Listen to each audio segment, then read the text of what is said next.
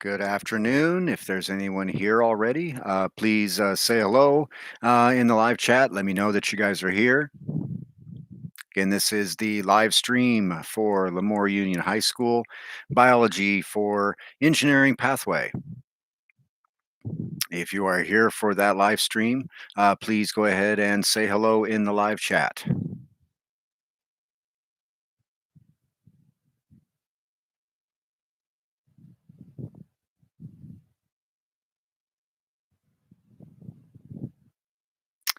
Good afternoon, Nathan.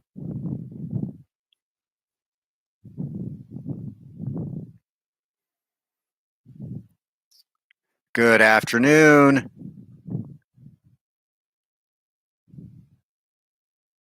Again, as everybody comes in, just go ahead and say hello in the live chat. In the meantime, you guys, everything's going okay? Not having any difficulties with any of the content, I'm hoping?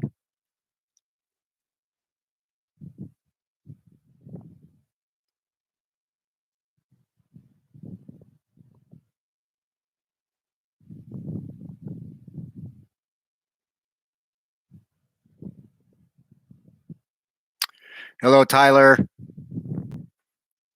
Good afternoon.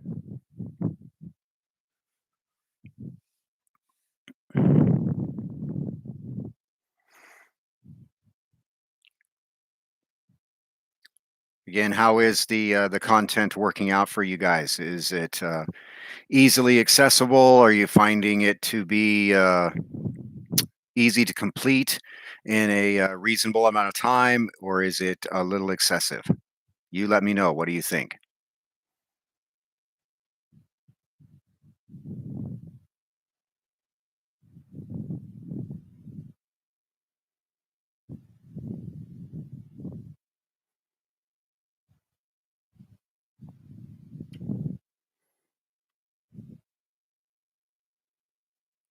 Good, good. I don't know what happened to Nathan, and I wonder what happened to the other participants. We kind of lost somebody. Um, I'm hoping that it is easy to get done. If you've noticed, if you scroll down on the assignment, for both of the assignments I've given you, I've also included the answers. So you can actually go through and see that you have done it correctly. I'm not going to stop doing that. That way, I want you to, on your honor, do your best on it the first time, but then you have that ability to take a look and see if you're on the right track. That's okay, Nathan. Internet is slow everywhere right now, from what I understand. There's a lot of traffic. Imagine every school pretty much in the United States is doing distance learning. So, yeah, it's the virus that broke the internet. That's about where we're at.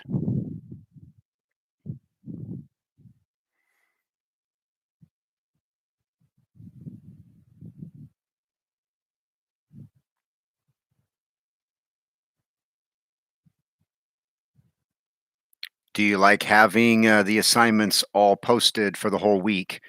Having that able to go and see on Monday morning, this is what my week looks like, as opposed to me spooning it out on a like a twice or three times a week basis.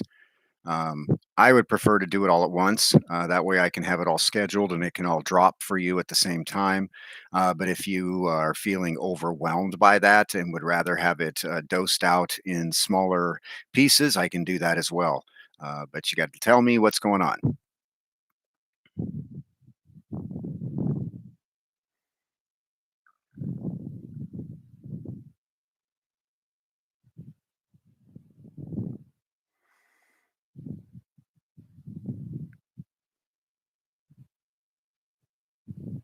Good. Nathan likes having everything all posted at once.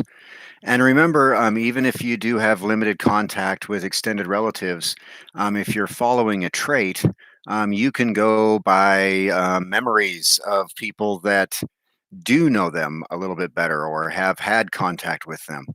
Again, the family pedigree chart was again a way for you to just practice applying those principles of how do we follow a trait, and then start to see that some of these traits, especially in the practice problems, you saw that they were sex-linked traits, that they were carried on the 23rd chromosome, the X chromosome in particular. And so the traits that I'm having you guys do, those are not sex linked traits. Those are what we call autosomal traits, or just a gene that is passed down and it actually can jump from one chromosome to another, depending on where it shows up and how it displays. But the pedigree practice charts, both the color blindness and hemophilia, those are both what are called X linked or sex linked alleles. And so when you are working with those, pedigree charts work very well to trace those conditions down through a family lineage. And I thought you would kind of appreciate the information about Queen Victoria and her carrying the hemophilia gene and following that all the way through. It's kind of interesting if you look at all of the royal bloodlines, not just in Great Britain, but in all of Europe. Those royal bloodlines all contain that recessive allele for hemophilia, and that kind of makes you wonder. They obviously had a common ancestor that once you're a monarch, I guess you're always a monarch, and it stayed in the family. But again, you can use Punnett squares to make a determination of how that trait will show up. And sometimes you don't know for sure what the genotype is. Remember, it could be heterozygous, but at the same time, you can still do the Punnett square to find out the possibilities. Good afternoon, Samuel. We're just going through, and if you have any questions at all at this time, this is your chance to have a little bit more personal contact. I'm hoping that the content is readily accessible for you, and you're not running into too many problems with it. Also, I hope you have noticed that the due dates have been changed to Sundays. That way, you have a full 6 days to complete it. And a couple things that you do need to know about those due dates, those are flexible. So if you do need a little bit more time to get that stuff in, that is not a problem. Just let me know. Keep me in the loop. Let me know that COVID-19 hasn't got a hold of you, and that you're able to get your assignments done in the time that you need. But again, just reach out. Let me know. The worst thing that can happen is that suddenly you just drop off of the classroom. I don't see any activity, and then I start to worry and not sleep at night. And you don't want me not sleeping at night.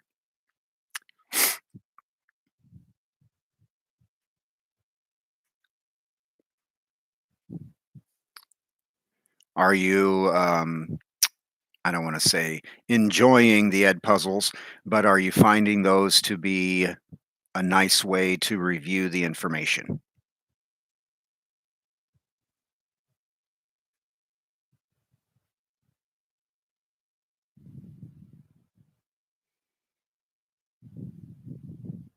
Good, good. Samuel likes the ed puzzles.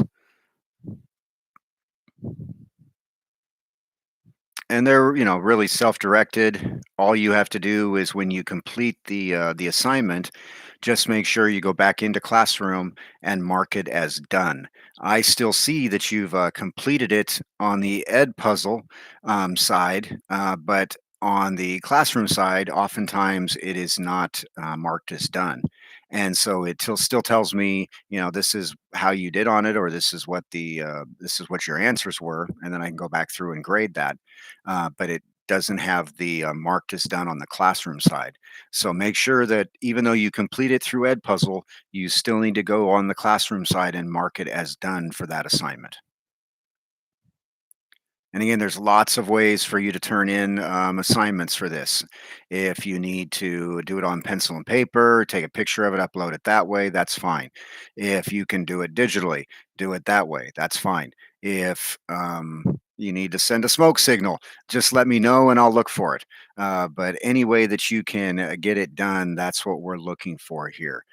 Mostly, I've tried to pare the content down to where it's very focused, more core driven, as opposed to lots of activities that you're going to do. This is going to be really the quick and dirty of this is the information you really need to know.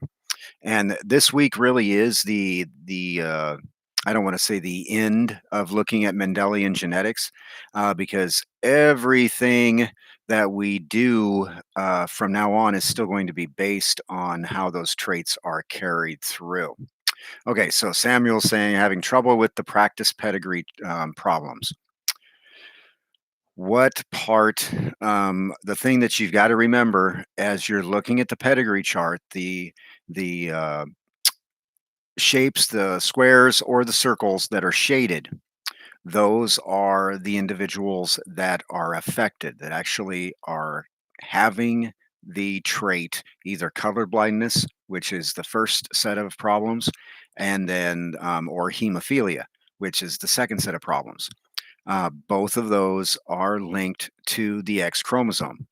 And so if you're the easiest way to tackle this is to go through, and so for the non-shaded boxes and circles, you'll need to write down the genotypes that would be possible for those individuals. So if it's shaded, that genotype is going to be it's going to have in the affected chromosome. And again, if it's an X chromosome that's affected, which both of these are, and you're male, that means that your genotype is going to be X with the prime, or X with a little c for color blindness, or X with a little h for hemophilia, and the Y.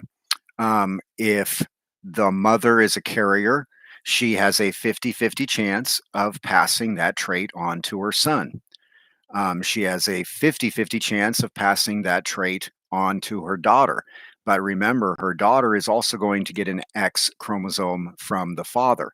And so the only way that a daughter could have that affected allele is if they got it from a, let's say, the colorblind father and a mother who was a carrier. So that way the daughter would have gotten an X that was affected from the mom, and then the only option, which is the X that's affected from the dad. Because remember, it is carried on the X chromosome.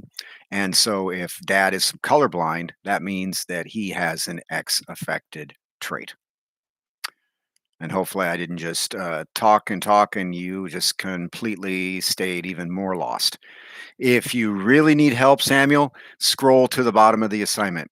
You'll see that everything is spelled out for you. The answers are already there. But again, don't rely on those answers. I want you to take a shot at it first, and then you can go and verify how you did by looking at the answers that are at the end of the assignment. So hopefully that helps you a little bit, Samuel. Pedigree charts can be confusing. That is true. But if you go through and follow those genotype possibilities first, if you go through and actually spell out, especially for X carried, X carried, X carried traits, then if you have those genotypes all spelled out, you can follow that through, just keeping in mind that males are always going to be XY and females are always going to be XX. Um, yeah, the blood typing, Nathan, is a little bit, it can be a little bit confusing because you're looking at more than two flavors, right? So you have your A's, you have your B's, and then because they are incomplete dominant, you have AB, and then your O type is the recessive of both A and B. And so remember, the A blood type has antibodies, the B blood type has antibodies. And so the O blood type has no antibodies. Hopefully that kind of clears that up a little bit. Yeah, blood typing can be confusing because you're looking at an incomplete dominance. The two of them can combine to form the AB type.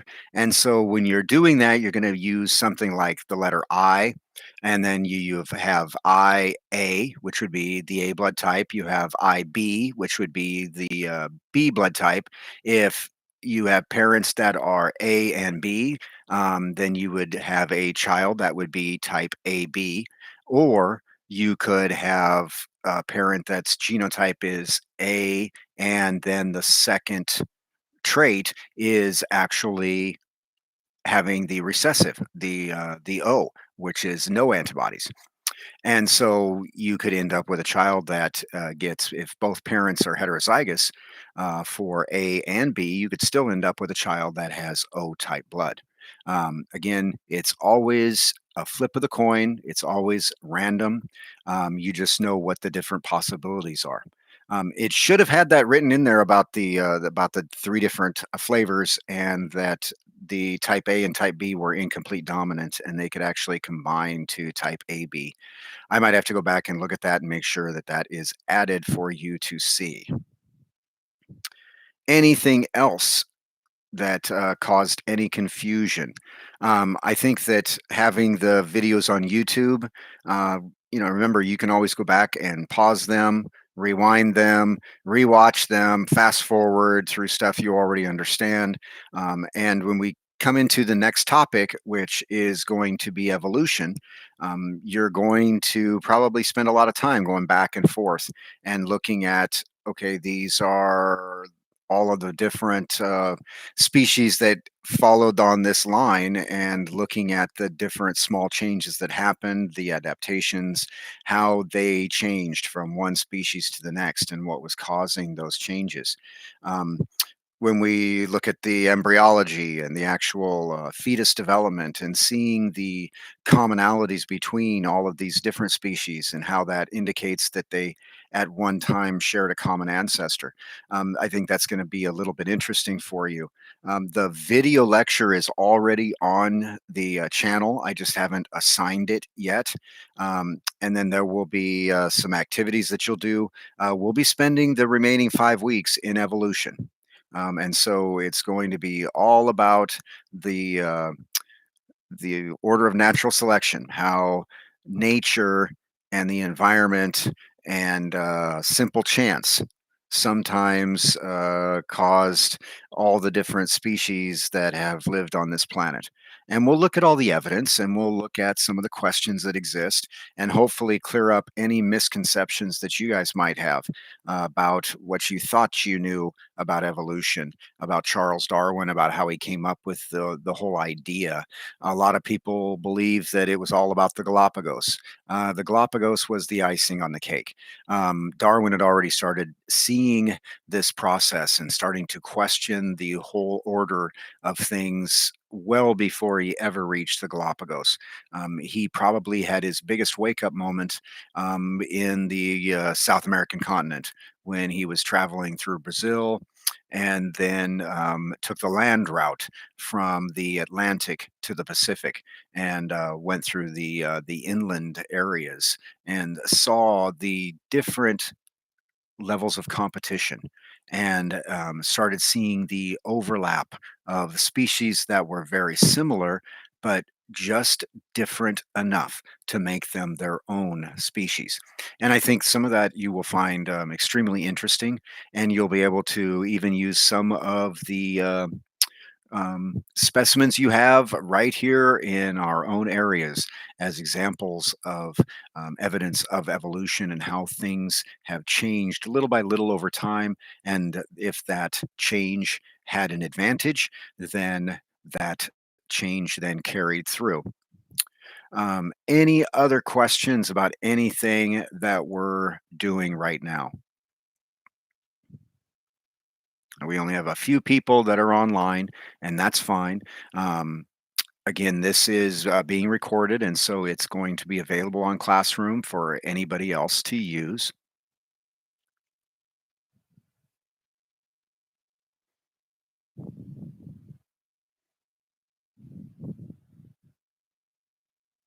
Nobody's got anything.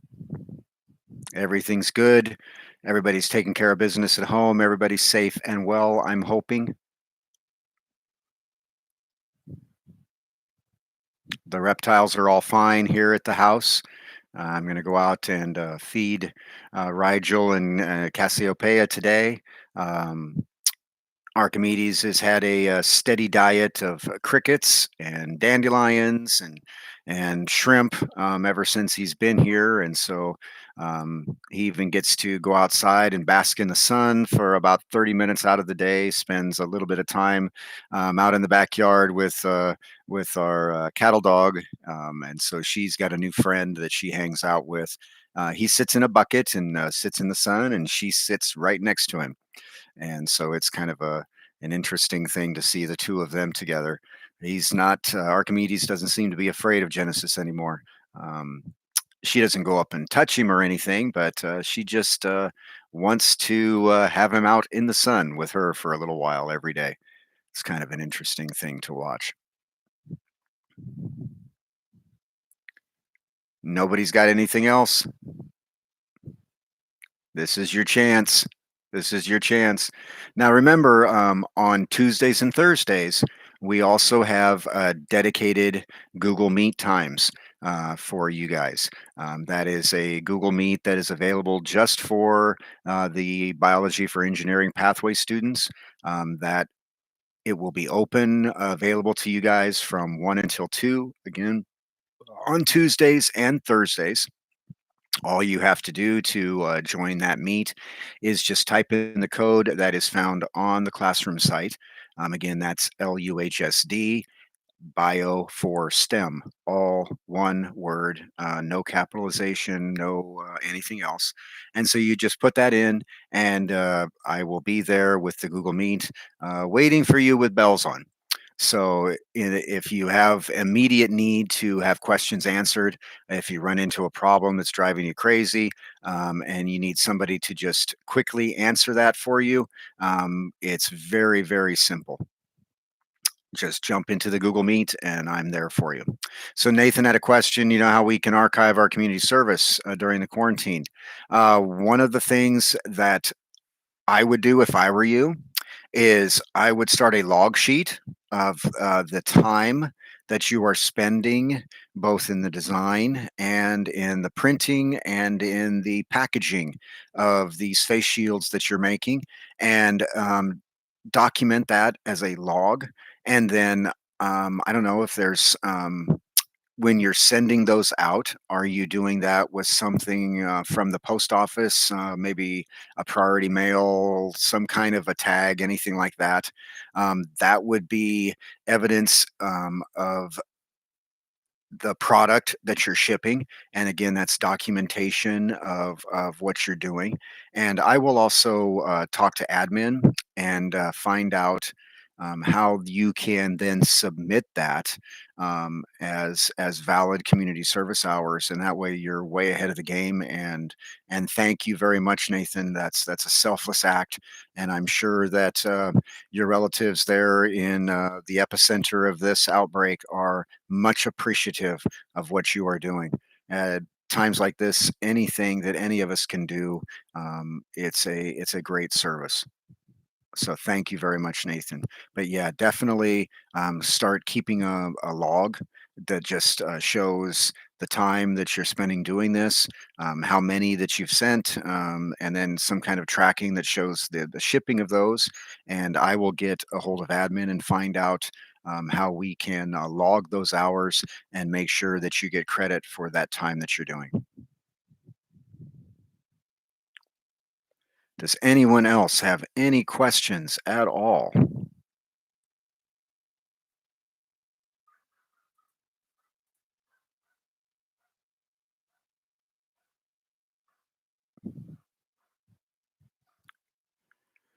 Well, if not, we'll go ahead and we'll close down the live stream.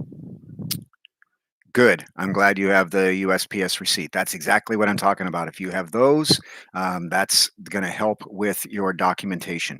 Perfect, Nathan. Just keep a hold of those.